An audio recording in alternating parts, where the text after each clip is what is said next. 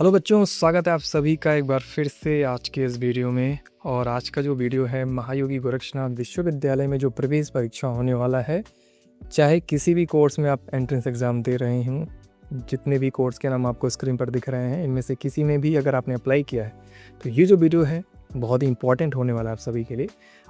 ये हमारे video series का पार्ट 11 है। इसमें हम लोग आज थोड़ा सा चेंजेस किए हैं। क्वेश्चन की जो संख्या है, जो कि 25 क्वेश्चन हम आपको सॉल्व करा के दिखा रहे थे, वो हम लोग डबल कर दिए हैं। इस वीडियो में आपको 50 क्वेश्चन देखने को मिलेगा। और अगर आपके पास प्रॉपर टाइम नहीं है तो थोड़ा सा रुक जाइए, जब आपके पास टाइम होगा तो अच्छे से वीडियोस को देखिएगा, ठीक है। ध्यान से देखिएगा, पूरे 50 क्वेश्चन को अच्छे से रिवाइज कीजिएगा एंड देन उसके बाद जो हमने क्विज़ बनाया है इन 50 क्वेश्चन का, उसमें भी पार्टिसिपेट करिएगा, ताकि जितने भी क्वेश्चन हैं वो आपको अच्छे से याद हो जाएं, क्लियर हो जाए, ठीक है। तो चलिए बिना टाइम वेस्ट किए आज के इस वीडियो को शुरू करते हैं। पहला क्वेश्चन पर आते हैं। इस वीडियो का जो सबसे पहला क्वेश्चन है वो ये है, दिन के समय हवाई जहाज से अधिक ऊंचाई यानी कि बादलों या वायुमंडल के ऊपर पर उड़ते समय आकाश कैसा दिखाई देता है? समझ पा रहे हैं क्वेश्चन को? ऐसा एज्यूम करिए कि आप फ्लाइट में बैठे हैं और दिन के टाइम ही जब बादलों के ऊपर आपकी फ़्लाइट जब उड़ती है तो उस टाइम पे ऊपर देखेंगे तो बादल कैसा दिखाई देगा? तो इसका सही जवाब है काला, यानी कि ब्लैक दिखाई देगा। ऐसा क्यों होता है? क्योंकि जो स्पेस है ना, उसका कलर ब्लैक होता है। जब तक कि कोई चीज़ उसके बीच में नहीं आती है, उस पर लाइट और टकरा के हमारे आंखों तक नहीं पहुंचती है, तब तक कोई चीज़ हमें दिखती नहीं है। स्पेस में कुछ है ही नहीं, तो स्पेस वाली चीज़ें हमें ब्लैक दिखाई देती हैं, चाहे रात हो या फिर दिन। क्लियर? आगे बढ़ते हैं। क्वेश्चन नंबर, इसका एक्सप्लेनेशन भी आप लोग पढ़ लीजिएगा ताकि आपको अच्छे से वो चीज़ें समझ में आ जाए। एक्सप्लेनेशन पे ज़्यादा ध्यान नहीं दूंगा क्योंकि नंबर ऑफ क्वेश्चन जो है ना इस वीडियो में बहुत ज़्यादा है, तो सभी को अगर मैं एक्सप्लेन करने लग जाऊँ तो फिर वीडियो हो सकता है 1 घंटे का हो जाए और आप बीच में ही छोड़ के वक्त जाओ। तो एक्सप्लेनेशन आप लोग ज़रूर पढ़ते रहिएगा। मैं सिर्फ क्वेश्चन और आंसर की बात करता हूँ, जहाँ पे लगेगा एक्सप्लेन जरूर करूँगा।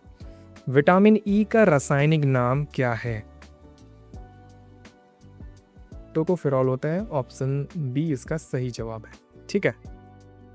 प्रकृति में पाया जाने वाला सबसे भारी यानी कि हैवीएस्ट एलिमेंट तत्व कौन सा है इन सभी ऑप्शंस में से? सही जवाब है यूरेनियम। रामायण के अनुसार भरत की पत्नी का क्या नाम था? सही जवाब है मांडवी। आगे बढ़ते हैं। महाभारत में अभिमन्यु की पत्नी का क्या नाम था? सही जवाब है उत्तरा। क्वेश्चन नंबर 6, भारत के किसी राज्य की पहली महिला राज्यपाल यानी कि फर्स्ट फीमेल गवर्नर कौन थी? सही जवाब है इसका Sarojini Naidu. Clear? Question 7, 2026 FIFA पुरुष विश्व कप, फीफा वर्ल्ड कप की मेज़बानी कौन से देश करेंगे? सही जवाब है इसका अमेरिका, कनाडा और मैक्सिको, ठीक है। दी गई श्रृंखला को पूरा करना है 2, 5, 11, 23 से, ठीक है। तो अगर आप देखेंगे तो इसमें क्या किया गया है, डबल करके एक जोड़ा गया है, ठीक है। तो 2 का डबल 4, उसमें एक जोड़ेंगे 5 हो जाएगा, 5 का डबल 10, 10 में 11, 11 का डबल 22, उसमें एक 23, 23 का डबल 46 और एक 47। तो ऑप्शन जो बी है वो सही हो जाएगा, 47। Question number 9, choose the correct synonyms. Diligent, diligent शब्द का सही समानार्थी शब्द चुनना है। डिलीजेंट का अर्थ होता है मेहनती या परिश्रमी, तो उसका चारों ही ऑप्शंस में से आप देखेंगे तो हार्ड वर्किंग जो है यानी ऑप्शन बी वो सही जवाब हो जाएगा, ठीक है। मानव शरीर का कौन सा अंग रक्त को छानने का कार्य करता है? सही जवाब है गुर्दा यानी कि किडनी। 11, चुंबकीय क्षेत्र यानी कि मैग्नेटिक फील्ड की एसआई इकाई क्या है? सही जवाब है टेस्ला। टेस्ला कंपनी का नाम आपने सुना होगा, जो कि कार बनाती है, तो इसी के नाम पे आई थिंक उन्होंने रखा होगा। खैर छोड़िए। पृथ्वी की पपड़ी यानी क्रस्ट में सबसे अधिक मात्रा में पाई जाने वाली धातु मेटल कौन सी है? सही जवाब है एल्यूमिनियम। क्वेश्चन 13, भगवान शिव ने रावण को जो अजय खड़ग यानी तलवार दी थी उसका क्या नाम था? सही जवाब है चंद्रहास। क्वेश्चन 14, द्रौपदी किस राज्य की राजकुमारी थी? सही जवाब है पांचाल की। ठीक है। क्वेश्चन 15, विश्व का सबसे गहरा और बड़ा महासागर कौन सा है? सही जवाब है प्रशांत। ठीक है। क्वेश्चन नंबर 16, भारत का राष्ट्रीय पशु यानी नेशनल एनिमल कौन सा है? तो सही जवाब है बंगाल टाइगर यानी कि बाघ। क्वेश्चन को मैं थोड़ा जल्दी इसलिए करा रहा हूँ क्योंकि नंबर ऑफ क्वेश्चंस बहुत ज़्यादा है। एक्सप्लेनेशन आप लोग ज़रूर पढ़ते रहिएगा वीडियो को पॉज करके, ताकि और भी जो क्वेश्चंस हैं इन्हीं वीडियो से आपको तैयार होती रहे। समझ पा रहे हैं? अभी देखिए क्वेश्चन नंबर 17 है, राम उत्तर की ओर 10 मीटर चलता है, फिर दाईं ओर मुड़कर 10 मीटर चलता है, फिर से दाईं ओर मुड़कर 10 मीटर चलता है, तो वो प्रारंभिक बिंदु से कितनी दूरी पे? तो इसके लिए आप फिगर बना सकते हैं। 10 मीटर वो उत्तर की तरफ चला, ठीक है, और उसके बाद फिर दाईं ओर मुड़कर 10 मीटर चलता है, फिर दाईं ओर मुड़कर 10 मीटर चलता है। तो ये जो दूरी है आप लोग देख पा रहे हैं, तो ये भी 10 मीटर का ही है। तो 10 मीटर सही आंसर हो जाएगा। ठीक है, ऑप्शन ए इसका सही जवाब हो जाएगा। आगे बढ़ते हैं क्वेश्चन नंबर 18, रक्त ब्लड और उससे संबंधित बीमारियों के वैज्ञानिक अध्ययन को कहा जाता है। मतलब रक्त और उससे संबंधित बीमारियों के वैज्ञानिक अध्ययन को क्या कहा जाता है, ये यहाँ पर पूछा गया है। इसको बोला जाता है हेमेटोलॉजी। ऑप्शन डी सही जवाब हो जाए। पीतल जो होता है किन दो धातुओं का मिश्रण होता है, मिश्र धातु होता है, ये पूछा जा रहा है यहाँ पे। तो पीतल जो होता है वो तांबा और जस्ता से मिलकर बना होता है, तो ये ऑप्शन डी सही हो जाएगा। भूकंप यानी कि अर्थक्वेक की तीव्रता मापने के लिए किस यंत्र का उपयोग किया जाता है? सही जवाब है सिस्मोग्राफ। 21, मूल रामायण जो कि संस्कृत में है की रचना किस महर्षि ने की थी? सही जवाब है महर्षि वाल्मीकि ने। महाभारत में भीष्म पितामह के पिता का क्या नाम था? सही जवाब है शांतनु। ठीक है। क्वेश्चन नंबर 23, भारत के किस शहर को झीलों का शहर कहा जाता है? City of lakes. सही जवाब है उदयपुर। क्या आप में से कोई उदयपुर गया है? वहाँ का मतलब माहौल कैसा है? क्या आपको देख करके ऐसा लगा कि इसको झीलों का शहर कहा जाना चाहिए? अगर आप में से कोई गया है तो कमेंट में अपना जो एक्सपीरियंस है वो जरूर शेयर कर रहे हैं। ठीक है। 2024 में ब्रिक्स शिखर सम्मेलन की मेजबानी किस देश ने की थी? सही जवाब है रूस। ठीक है। 25, चूज द करेक्ट एंटोनिम्स। इन विलोम शब्द बताना है एंशिएंट का। एंशिएंट का मतलब होता है, आप सभी को पता होगा, एंशिएंट हिस्ट्री यानी कि प्राचीन इतिहास। तो प्राचीन का उल्टा हो जाएगा मॉडर्न यानी कि आधुनिक। ठीक है, तो सही जवाब है इसका मॉडल। आगे बढ़ते हैं क्वेश्चन नंबर 26, मनुष्य के चेहरे यानी फेस में कुल कितनी हड्डियां होती हैं? फेस में होता है टोटल 14। ठीक है। तापमान यानी कि टेम्परेचर की एसआई इकाई क्या है? सभी को पता है केल्विन। ठीक है। 28, लॉफिंग गैस यानी हंसाने वाली गैस का रासायनिक सूत्र क्या होता है? इसका रासायनिक सूत्र होता है N2O यानी कि नाइट्रस ऑक्साइड इसको बोला जाता है। ठीक है। डेंटिस्ट क्या होता है? इसका इस्तेमाल दर्द कम करने वाले एनेस्थीसिया के रूप में करते हैं, तो ध्यान रखिएगा इस बात का। रावण की सोने की लंका का निर्माण किस देवता ने किया था? सही जवाब है विश्वकर्मा जी ने। महाभारत का पुराना या फिर मूल नाम क्या था? सही जवाब है जय संहिता। महाभारत जब महर्षि वेद व्यास द्वारा पहली बार रची गई थी तब इसका नाम जय संहिता था, जिसका अर्थ है विजय की कहानी। ठीक है। अंतरिक्ष में जाने वाले सबसे पहले, नहीं ऐसा नहीं लिखा हुआ है, लिखा हुआ है अंतरिक्ष में जाने वाले पहले भारतीय कौन थे? या सबसे पहले भी बोल सकते हैं। तो सबसे पहले वाले जो भारतीय थे वो थे राकेश शर्मा।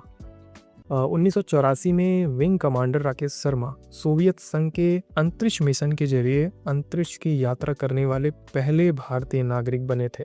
ठीक है। क्वेश्चन नंबर 32 पे आते हैं, यदि वर्णमाला में A बराबर 1, B बराबर 2, C बराबर 3 है तो पेन शब्द के अक्षरों का योग क्या होगा? देख लीजिए। ई जो है वो 16वें स्थान पे आता है, ई जो है वो 5वें स्थान पे, एन जो है वो 14वें स्थान पे आता है। जब इन सभी को जोड़ेंगे तो 35 आएगा, 35 करेक्ट आंसर हो जाएगा। कोशिका की आत्मघाती थैली यानी कि सुसाइड बैग्स किसे कहा जाता है? तो सही जवाब है लाइसोसोम। ठीक है, क्या होता है ये? लाइसोसोम में बहुत शक्तिशाली पाचक एंजाइम होते हैं। कोशिका के खराब होने पर लाइसोसोम फट जाते हैं और अपनी ही कोशिका को पचा लेते हैं। ओ, बहुत खतरनाक है ये तो। प्रकाश की गति यानी स्पीड ऑफ लाइट सबसे अधिक किस माध्यम में होता है? सही जवाब है वैक्यूम यानी कि निर्वात में। कितना स्पीड होता है? 3 लाख किलोमीटर पर सेकेंड। आगे बढ़ते हैं, क्वेश्चन नंबर 35। लोहे यानी कि आयरन का सबसे शुद्ध रूप कौन सा होता है? सही जवाब है पिटवा लोहा। ठीक है, इसमें कार्बन की मात्रा बहुत कम होती है, 0.12 से लेकर के 0.25% तक। रामायण में शत्रुघ्न की पत्नी का क्या नाम था? सही जवाब है सूतकीर्ति। 37 है, 100 कौरव भाइयों की इकलौती बहन का क्या नाम था? उनका नाम था दुसाला। 38 है, स्वतंत्र भारत के पहले उपराष्ट्रपति यानी कि वाइस प्रेसिडेंट कौन थे? सही जवाब है डॉक्टर एस राधाकृष्णन।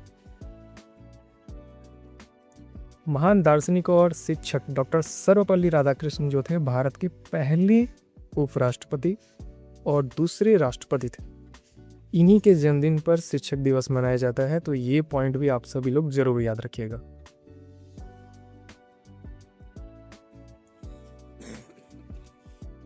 आगे बढ़ते हैं, क्वेश्चन नंबर 39 है, यदि किसी दीवार खड़ी में 9 बज रहे हैं तो दर्पण मिरर में देखने पर क्या समय दिखाई देगा?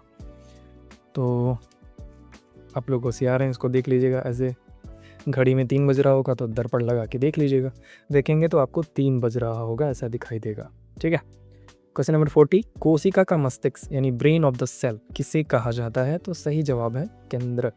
ठीक है, जिस तरह हमारा दिमाग जो है हमारी पूरी बॉडी को कंट्रोल करता है, उसी तरह केंद्रक यानी न्यूक्लियस होता है कोशिका की सभी गतिविधियों को नियंत्रित करता है, इसलिए इसे कोशिका का मस्तिष्क कहते हैं। क्लियर? पानी के ऊपर तेल क्यों तैरता है? सही जवाब है तेल का जो घनत्व है वो घनत्व जो है वो कम होता है, यानी कि तेल की जो डेंसिटी है वो कम होती है। पानी में वो हर एक चीज़ तैरेगा जो कि डेंसिटी में पानी की डेंसिटी से कम होगा। अगर कोई चीज़ ऐसा है जिसकी डेंसिटी पानी से ज़्यादा है, यानी कि पानी से ज़्यादा घनत्व है, तो वो चीज़ पानी में डूब जाएगा। क्लियर? आगे बढ़ते हैं, विटामिन सी का रासायनिक नाम क्या है? तो सही जवाब है एस्कॉर्बिक एसिड। क्लियर? आगे बढ़ते हैं, क्वेश्चन नंबर 43, रामायण के युद्ध में मेघनाद यानी कि इंद्रजीत का वध किसने किया था? मेघनाद को किसने मारा था? तो सही जवाब है लक्ष्मण जी ने। महाभारत में कर्ण और द्रोणाचार्य दोनों के अस्त्र शस्त्र के गुरु कौन थे? सही जवाब है इसका परशुराम। ठीक है, 45 है, जापान की मुद्रा यानी कि करेंसी क्या है? तो जापान की जो करेंसी है वो है येन। ठीक है, आप लोग अभी बताइए कि वर्तमान में एक येन में कितना रुपए होता है, मतलब कितना चल रहा है? आप लोग एक बार देख लीजिएगा, हो सकता है एग्जाम में पूछा जाए, तो कमेंट में ज़रूर बताइएगा। ठीक है, क्वेश्चन नंबर 46, क्षेत्रफल की दृष्टि से भारत का सबसे छोटा राज्य कौन सा है? बहुत ही आसान प्रश्न है, गोवा। एक लीप वर्ष यानी लीप ईयर में कुल कितने दिन होते हैं? वो होता है 366, और साधारण जो ईयर होता है उसमें होता है 365।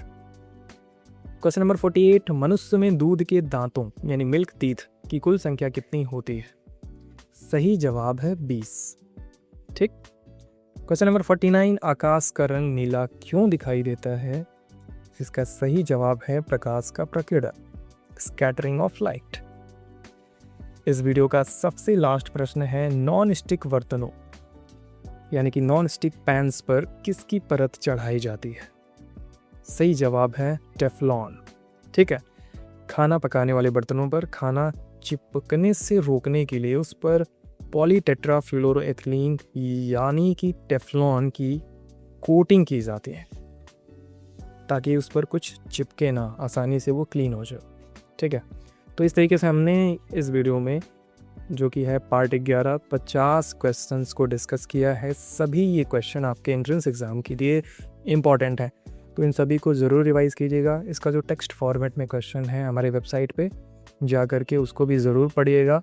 और ये जो क्वेश्चन का क्विज़ हमने बनाया है, इसको आप सभी को एक बार अटेम्प्ट ज़रूर करना है, ताकि आपको ये बिलीव हो पाएगा कि आप जो तैयारी कर रहे हैं वो सही से कर रहे हैं, क्योंकि यहाँ पर आपके मार्क्स दिखेंगे 50 में से आपने कितना अटेम्प्ट किया, कितना सही किया आपने।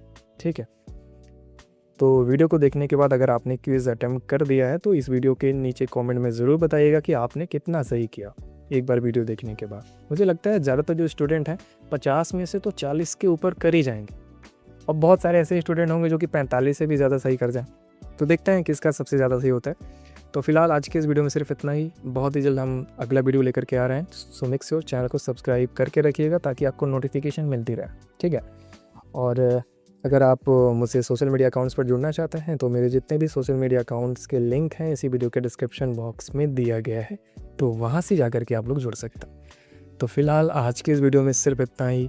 बहुत ही जल्द मिलते हैं नेक्स्ट वीडियो में, तब तक आप सभी लोग अपना ध्यान रखिएगा। Wish you all the best.